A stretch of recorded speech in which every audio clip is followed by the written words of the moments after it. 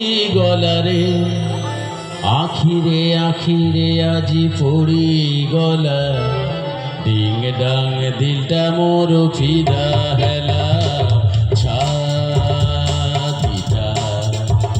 রুগড়ি দেলা ছাতিটা রুগড়ি দেলা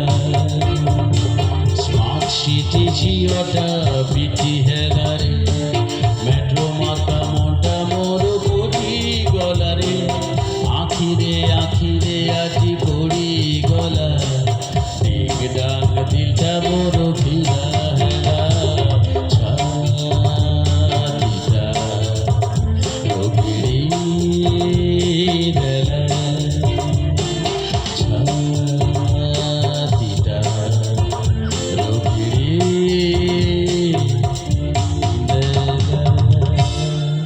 ভালো লাগলে একটু হাতে তালি। আর এরপরে যে বন্ধু এসছেন এটা ওই দিনকের অনুষ্ঠানের একেবারে লাস্ট বন্ধু, আর এটাই লাস্ট গান বলা উনার। তবে দেখবেন দাদা উনি আবার এসছেন কোন দিক দিয়ে আমি আপনাদের কাছে বললেই আপনারা বুঝতে পারবেন। অনুষ্ঠানের মাঝখান থেকে ছুটে আসছেন, তার হাতে ইয়া বড় একটা লাঠি। তবে দাদা লাঠি নিয়ে ছুটে আসছেন মাঝখান থেকে, তার দেখবেন দাদা মদ খাবার পরে সবার ছুটার কোয়ালিটি সমান না। সে বন্ধু ছুটে আসছেন এইভাবে, ও ঘষক দা বাবা একে রে মার দিবে কি ব্যাপার ভয়ে দাদা? আমি দাদা কি ব্যাপার? ভয়ে দাদা কিশোর কুমারের বাউল গান গাইলেন, হেমন্ত মুখোপাধ্যায়ের উড়িয়া গান গাইলেন, এবার একটা ভক্তিমূলক গান শুনবো। আমি অসংখ্য ধন্যবাদ। বলুন দাদা ভক্তিমূলক কোন গানটা গাইবো? ভয়ে দাদা একটা কাজ করুন, ভক্তিমূলক গান খোকা বাবু যায় লাল জুতো পায়।